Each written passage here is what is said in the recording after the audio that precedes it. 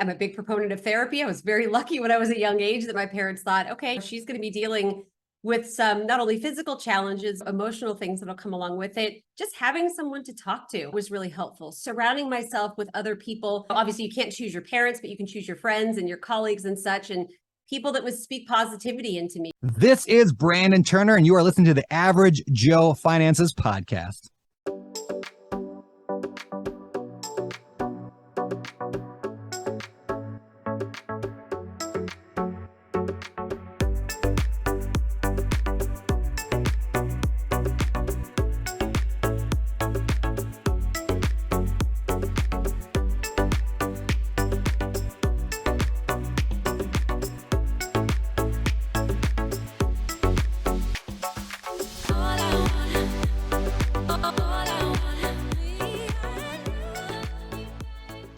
If you're watching this on YouTube, make sure you smash the like and subscribe buttons. If you're listening to our podcast, go leave us a 5-star review. All of our links can be found in the video description or show notes below.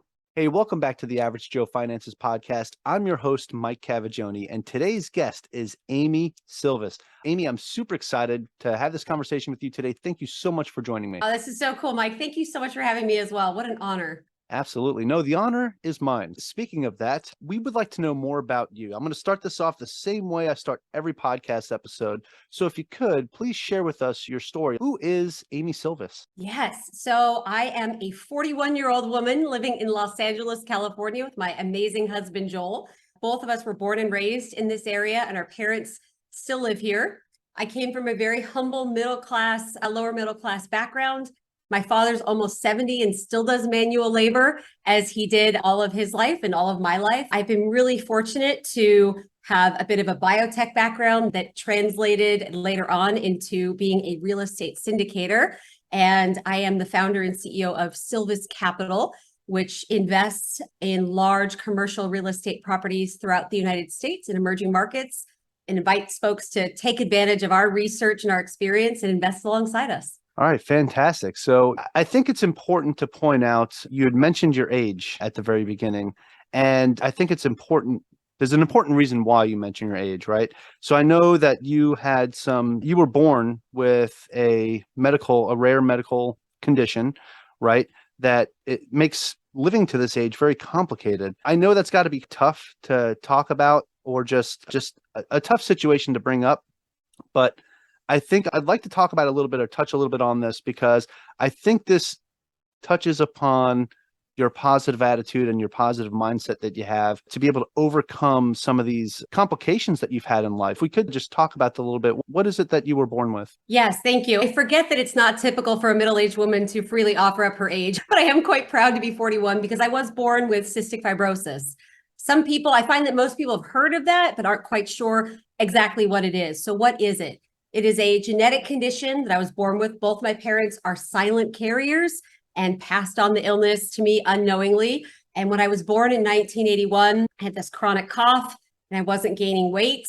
And we received this diagnosis, and my parents were told I would live to be around 8 or 9 years old. I actually thought the statistic was 18 or 19, and my mom just corrected me over the weekend. She said it was 8 or 9 years old. To your point, I love talking about how old I am because this was not expected. The illness essentially has a defect where issues with my lungs, infection after infection, year after year, which led to weeks and weeks of hospitalizations that sometimes added up to months, year over year, and gradual deterioration of my lungs. It's been a bit of a wild ride, I'm not going to lie, but thankfully a miracle medication came to the market about 3 years ago and completely changed my health. So I'm extremely healthy now. Without a doubt, there were a lot of trials and tribulations that came along the way having cystic fibrosis, and it helped shape me though. So we can get into that if you'd like, but I'd love to share the story because I know everyone goes through things in life. So hopefully by sharing my story, that can encourage others. Sure, absolutely. Now, you said this miracle drug came out about 3 years ago. So even up to 3 years ago, you were still suffering with those conditions and having to be hospitalized and all that? Yes. Yeah. In fact, Wow. I had to medically retire in 2017 from my biotech career because I just became way too sick to hold down a W-2 job. So I was on disability, not something I ever wanted to have happen, but I was simply too sick to hold down a job. And yes, I was in and out of the hospital until right before COVID Thank God we got this miracle medication right before the pandemic. You can imagine what that would have been like going through that without kind of a healthier set of lungs. But yeah, up until very recently, until I was 38, I was struggling quite a bit with my health. Wow. Wow. And to struggle that long throughout your whole life. And I could tell right now you're a very positive person just from this initial conversation and you seem very happy.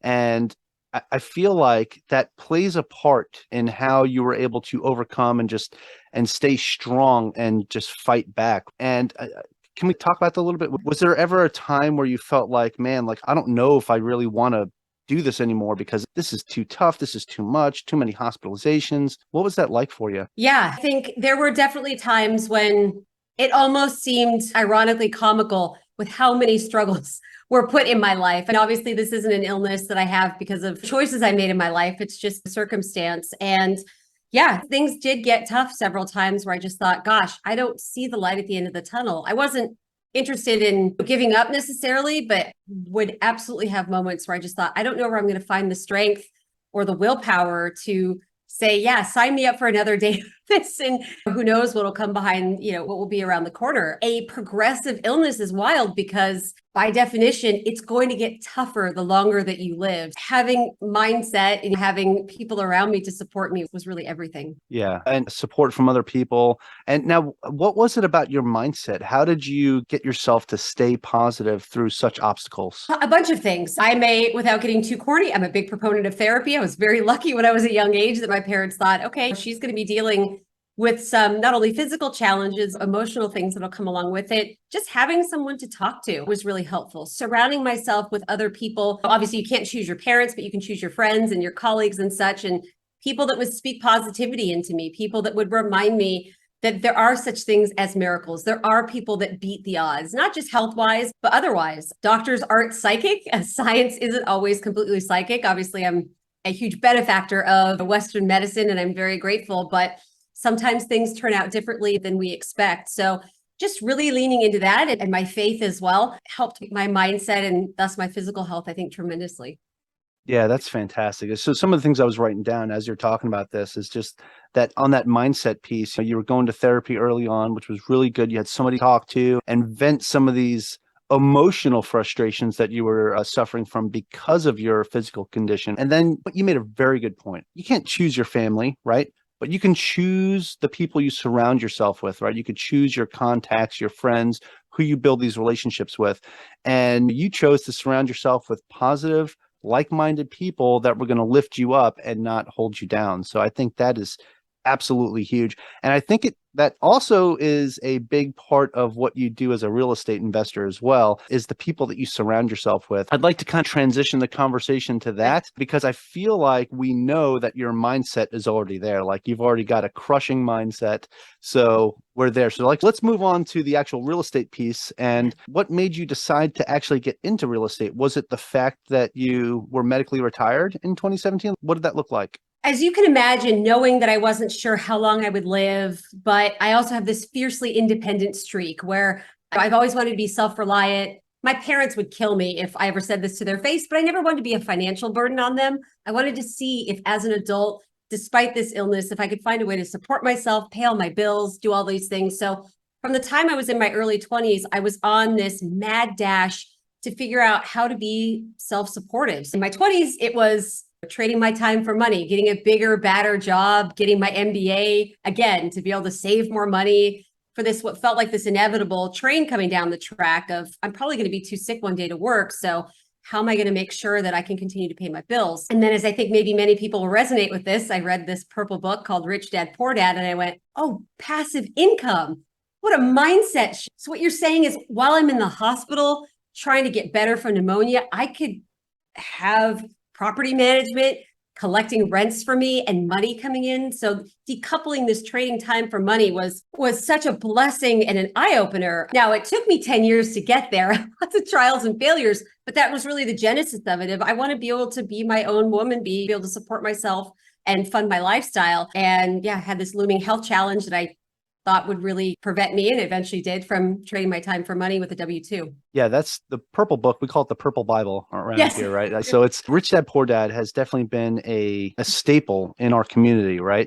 When it comes to real estate investors or just anybody that's trying to build passive cash flow. And the fact that you already had the right mindset before you even picked up that book, right? You were like, in your 20s, I need to figure out a way to grind and make this money so that I can make sure that I'm covered and I'm good when I can no longer work and all that. So you already had your goal in place. Like you already knew what that, I guess, financial freedom number was going to be for you. The challenge now was, how do we get there? So you picked up the book and then you realized, okay, I need to do something to get this passive income so that I can keep making money even when I'm battling illness at a time. I think that's huge, right?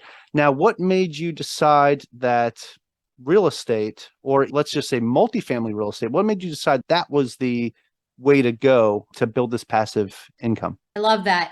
Impact is big to me. As you can imagine, I've been the benefactor of many people, even strangers, that have decided to support me, pour into me, fund research, all of those things. So having a part of my journey and my own income have positive impact was big for me. Although today I'm not exclusively in multifamily real estate, I really always wanted that to be, and did always want that to be, part of my real estate journey, because providing safe, secure, affordable housing where people can focus on their goals and not be concerned about just basic living conditions, that's hugely impactful. And I love that about what we do. So that was how I chose that space. Yeah, fantastic. So what else? So you're not exclusive to just multifamily. What else do you invest in? So we're doing triple net lease industrial as well. Really love what's going on in that space. Not the same impact per se, because of course we're working with corporations, but I'm a big diversification lady. So whether that's within real estate, geographically, asset types, that's big for me. So we're enjoying that as well. Yeah, fantastic. So what kind of triple net lease or industrial buildings are you looking at? Are you doing like strip malls? Are you doing warehouses, anything like that? Like, what are you doing with that? Yeah, so it's flex industrial is actually what we have under contract right now. And Okay. so we've got some office and then a lot of warehousing / manufacturing in Kansas City, Missouri. All right, fantastic. Was this like a recent transition, like out of multifamily to that, or are you still trying to do both? Or are you just going to focus on the industrial side now? Yeah, parallel tracks. Multifamily, obviously we've got the demographics in the United States as well as the supply of housing. So I'm very bullish from that point, and obviously value in terms of that we can provide to our residents. But we're also in a space in multifamily where the debt market's a little wild. The Feds really set us for a loop, and something, again, diversification, I think, is healthy for all of us, my portfolio included. And industrial, at least the deal we have, cash flows from day one. Value add is just repaving the parking lot and making sure we have reserves for the chiller system. We're not waiting for residents to vacate and doing heavy renovations like that we do in multifamily. So I think with most things, there are pluses and minuses to both. I want to have my hands in both so I can continue to grow my portfolio. Yeah, that's fantastic. Okay, let's talk a little bit about the multifamily side, because I know you have right now just around 60 million in assets under management, right? Yep. Just small numbers, right? But okay, so with that, like, how are you choosing where to invest in for multifamily? Like, how did you identify these emerging markets? Market research is my jam. I think some would argue I spend a little too much time on it, but I absolutely love it. It's like a treasure hunt. So looking for where are jobs growing? What's a business-friendly city, state, environment there? Where are people migrating to, right? Talk about the great migration we've experienced in the United States over the past 2 to 3 years during COVID, and supply constraints. Where is there a surplus? Where is there maybe a deficit of housing where we may be able to come in and serve people in that way? So we really look at a whole bunch of data points to identify these emerging markets, and it's served us and our investors incredibly well. Yeah, that's a very good point too. Like with everything that happened with the pandemic, with that everybody moving from the cities out to the suburbs or just other areas besides being just in the city. I remember I wrote like a whole blog post about that very early on in 2020, and it just got even not worse, but like it got even bigger since then. And Yes. just so many people just transitioning and moving out. Between that and like this great resignation that we've had with people quitting their W-2s to go and freelance and do their own thing, or go full time into real estate and other ways of just building income on their own instead of having to rely on a W-2. It's really changing our economy on a much larger scale than I think we really talk about. And I feel like some of those impacts, we're not going to feel them until a couple of years from now when we realized that, hey, there isn't somebody at the grocery store to slice the deli meats. It's just, that's like where we're heading. And Yes. I think it's important to just pay attention to those things. But anyway, I'm going to get off my little tangent there. Now, when you got into multifamily real estate, so I know the market research, that is like your jam, right? That is what you love to do. And that's fantastic. Now, did you start off as a general partner, or did you get into your first multifamily deal as a limited partner? Like what did that look like for you? Yes. So at the very beginning, I wanted to start off with small multis, quad, triplex, that type of thing. Living in Los Angeles, I figured out very quickly that even if I could afford it, that was not something I wanted to do. It's not the most business friendly or landlord friendly environment. And then after a few kind of attempts to do a few things in Phoenix, if you're in LA, what's the next best market? A few hours east, Phoenix. With some failures there as well, my health getting in the way. Yes, I decided to passively invest because I realized that what my investors tell me now, I had a full-time job. I had other things I wanted to do, but I knew I could learn also while investing. So if my long-term vision was to become a general partner and run these deals on my own, it's great to read, it's great to get a mentor, but it's really powerful to have your money go to work for you and then interact with the folks that are managing the deal to learn from them, the good, bad, and the ugly. So that served me extremely well. Yeah, that's fantastic. That's where my head's at right now with what I'm doing. Because, when I started investing in multifamily, I was still full-time active duty in the Navy. And I felt to be a general partner, I would be doing a disservice if I was trying to do that while I was still full-time in the Navy, because my commitment was to the Navy, right? Yeah. And so I started investing passively in real estate syndications and learning as much about it as I could, right? Yes. And I was fortunate enough to get with a couple really good groups, and that taught me a lot. It wasn't just, hey, yeah, invest with us. Like, here's the numbers. This is what it's going to look like. They showed me how to get deep down in the weeds. Like, hey, here's how we did our market research. This is what we went and looked for. This is why we think this is a good value add because of A, B, C, and D that's happening in the city and all that stuff. And I was like, oh, wow, like they really got deep into the weeds for me. And it was really great to be able to understand all that and learn it hands-on versus just, oh, yeah, I took this course and now I know everything about multifamily real estate. It was being able to really be in it with these guys and understand what they were doing. I think that really helped me get a better understanding of almost all facets of multifamily. I still don't know what I don't know. Exactly. But Exactly. and that's the way it is for everybody, right? You don't know what you don't know, but be willing to learn. Be willing to learn as you go. And I think that's super important. And I'm really thankful to have this conversation with you today because it's making me realize, hey, because I was thinking to myself, should I go as an LP or should I try to just right away grab some partners and start my own thing? And I feel a little bit more confident that I made the right choice, right? To go in as a limited partner first, get the runnings of how this works, and then eventually do something on my own. So yes, thank you for that. That's great.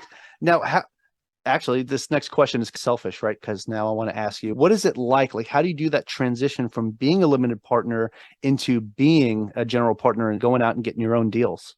Yes. So my secret was I ended up being co-GPs with the people I was limited partnering investing with. It was really a matter of trying to add value without expectation of having anything in return. When I was ready, not to get too in the weeds of this, but as you can imagine, I was a bit isolated during COVID. I had all the time in the world because my lungs were healthy, but I needed to still protect them. The resource I had to be able to provide was time. And so I would just consistently show up in the inbox and phone calls to this GP team of, hey, I've got time. How can I help? What can I take off your plate? And developing that relationship of, oh, Amy does what she says she's going to do. Oh, she's prompt. Oh, she's trustworthy. And that relationship grew over several years to the point where when I was hunting for deals and looking for people that I could bring the deal to co-sponsor with, I was already a known entity, a trusted entity, a partner that they knew would be valuable. And it really made that transition pretty easy. So I know that's not everybody's story and not everyone has a ton of time or skills, but it was very intentional because we all know how important relationships and trust are in this industry. Yeah, relationships, trust, and then the value that you brought to them. And the value that you brought to them was the time that you could commit to helping them with research or whatever it was that you were able to do with that time. So that's fantastic. And that's not something you hear too much about, right? Like when you're like, oh, what do you bring to the table? Yep. Time, right? Time. Everybody needs more time, right? How do you get more time? So that's a really strong, I guess, asset in your toolbox for you to use and going out there and becoming a partner with these other GPs as you did these co-sponsorings. Okay, great. Now you made that transition, right? So you transitioned from being a limited partner to now going out and hunting down and finding your own deals. Now you're doing triple net leases on industrial properties. So that's fantastic. Yeah. You've run like the full gamut here on the commercial side. So that's really awesome. Now, there's a reason why you got into real estate, right? And I was perusing your website a little bit, right? And so I know one of the things was to make sure that you can take care of yourself and your family with what you had going on physically, right? Yeah.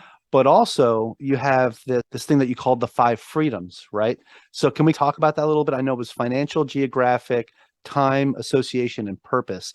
So what are these 5 freedoms to you? I think they're incredibly important. And I think our culture, I don't know, maybe you'll agree, maybe the listeners will agree. Our culture doesn't necessarily talk about this as much as we're filtered through this school system of go to school, get a job that's safe and secure, and trade most of your waking hours to earn that money. And I think there's something so valuable in being able to control your time, whether it's going on vacation or your hobbies, or maybe giving back and volunteering and making an impact on the world. Yeah, being around people, doing what you want, when you want, where you want, for however long you want, to have the impact you want on the world. So it's not to say that you can't do that with a W-2, but I think a lot of us are focused on money and generating money, especially through real estate, which I do too. That is definitely a focus, but it is simply a vehicle to be able to have more agency over our lives. And I think real estate and the cash flow that comes from it is so powerful in that respect. I love talking about it. I think it inspires a lot of people, myself included, to be able to design the lives that we really love and want to live.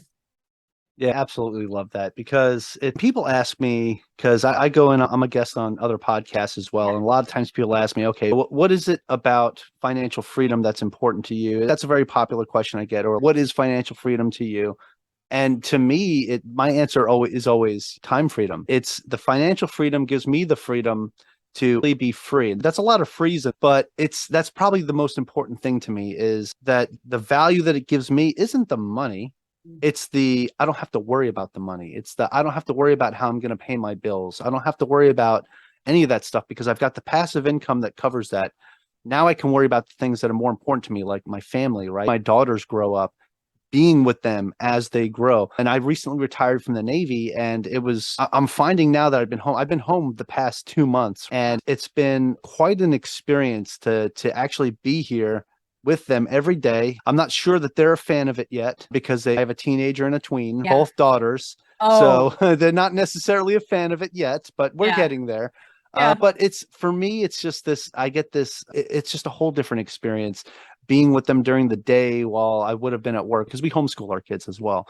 So it's just been really fun. And it's one of the things that I got because I wouldn't be able to do this on my own with just my pension from the Navy. So investing in real estate and focusing on what I was doing on my way out the door was huge in allowing me this time freedom to pursue the things that I wanted to pursue, right? So I think that's huge. And that's why I really like the fact that you discuss these 5 freedoms, right? So I think that anybody that's coming to you and looking to invest with you as a limited partner or just in general, they understand that you're the real deal, right? Like you're here to bring this freedom to help other people. And I think that's commendable for sure. I appreciate that. I love hearing about what you've been able to do with your time freedom. I think most people would give anything to be able to spend more time with their children. They grow fast, right? And yeah, they certainly do. Yeah. And in your particular situation, fathers are so important to young daughters. So maybe they're not seeing the value or the appreciation right now. Those of us that are women remember how wild it is to be that age, but without a doubt, you're making a lifelong impact. That's irreplaceable. I appreciate that. There's certain things that I'm happy about. I told them tomorrow I'm taking them to the water park. They're happy about that. But where I wouldn't be able to do this if I was still focused on my 9 to 5 and really just bearing down on that. So this is one of those things that I get to enjoy some of the fruits of that extra labor that I was doing, right? So anyway, enough about that. I just want to say that freedom is huge. It's important. And I'm really glad that's one of those things that you discuss as well. Okay.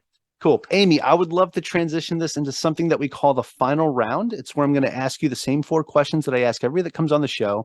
They're hitting questions, but I think we already know how Amy responds and reacts under pressure and in tough situations. So if you're ready to go, we'll get that party started. Yes, sir. Let's go. All right, let's do it. Amy, first question. What is the biggest mistake you've ever made in real estate investing? Not getting with the team soon enough.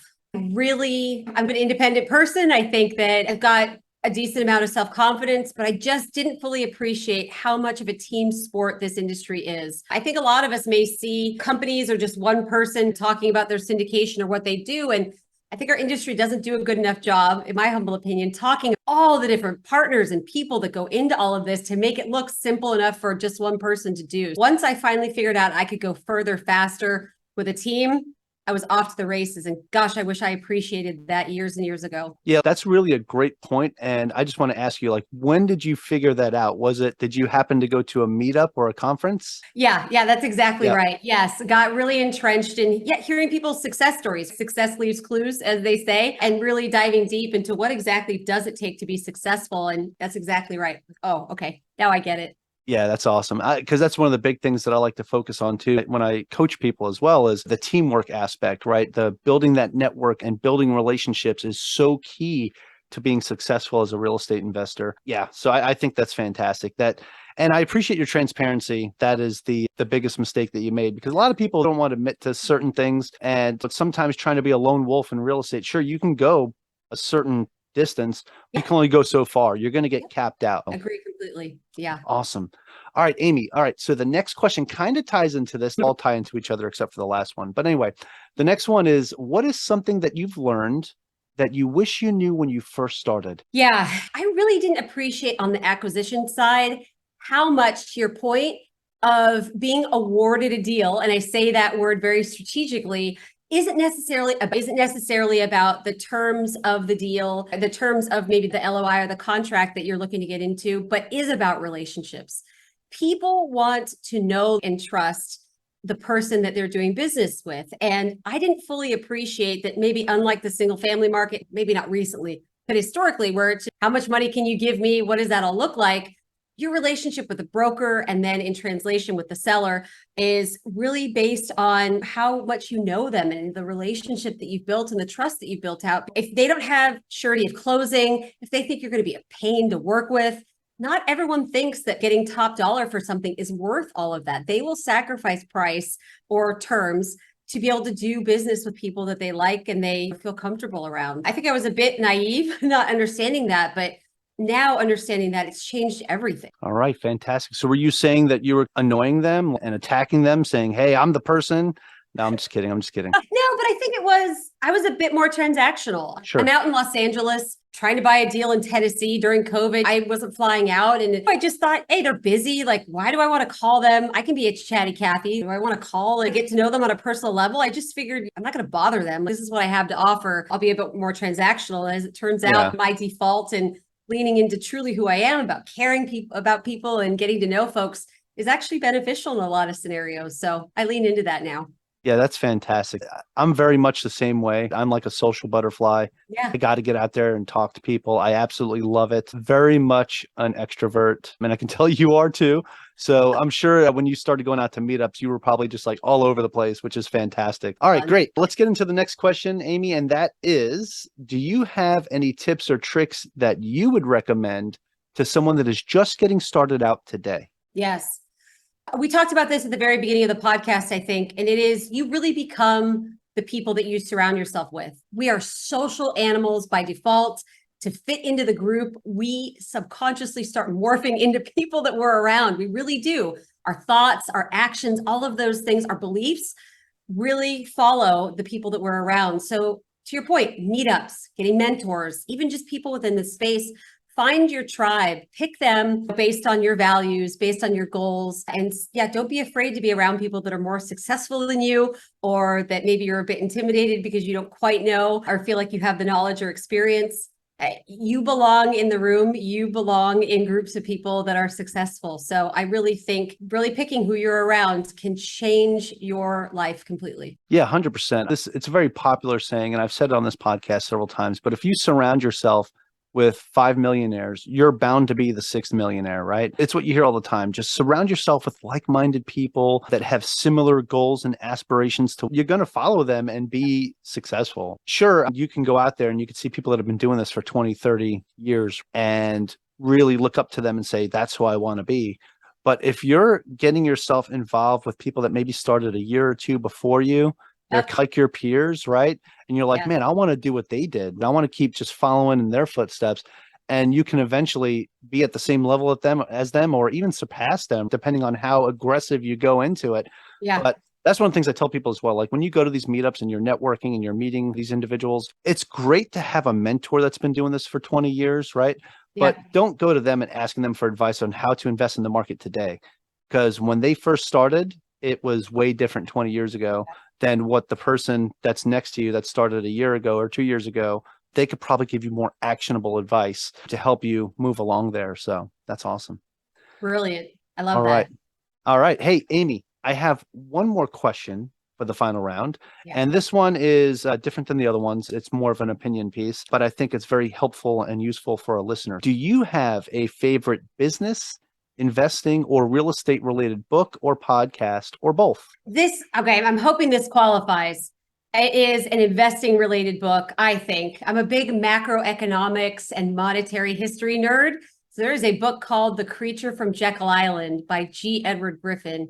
It is a long read, but it is really worth it because I think the more all of us understand the greater financial market, global economy, as I think Winston Churchill said, the further you look into the past, the more into the future you can see. And I think it's a really powerful book that's informative and isn't necessarily talked about enough. So I hope that qualifies. It does, because this is actually the second time somebody has mentioned that book on this podcast. I can't remember who the first person was. If I go through my notes, I could probably find out. But yeah, this is the second time I've heard that book mentioned. Yes, it Have you read definitely it? qualifies. I have not read it, no. But now that I've heard it for the second time, it's going to get added to my list. I don't Awesome. know how far back on the list it's going to go, because you said it's a very long book. I try Yes. not to read like books that are too long.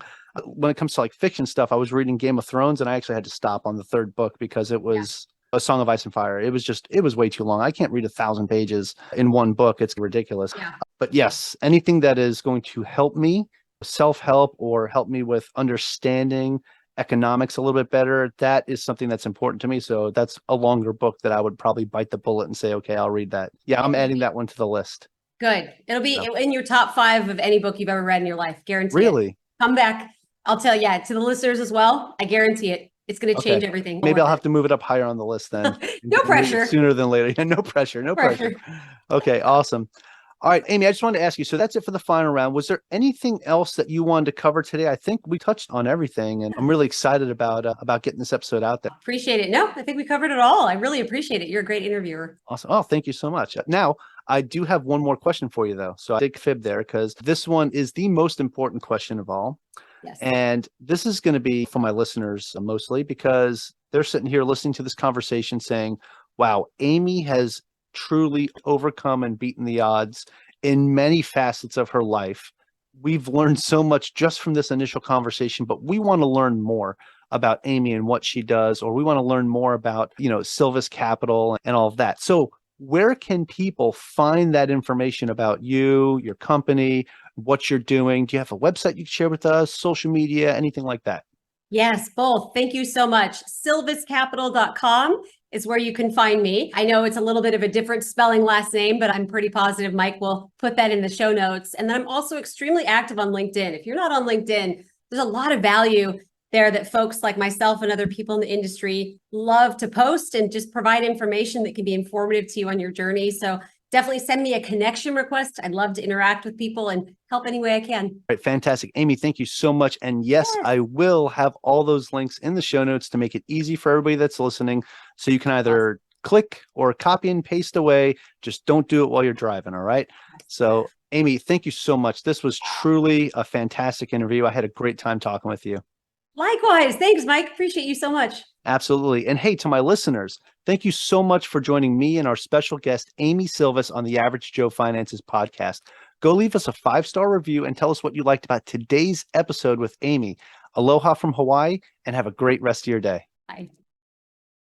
Thank you for making it to the end of this episode. Greatly appreciate you being here with me today on the Average Joe Finances podcast. If you haven't done so yet, make this the episode that you go leave us a 5-star rating or subscribe to our YouTube channel. The Average Joe Finances podcast is for informational and entertainment purposes only. Have an outstanding day.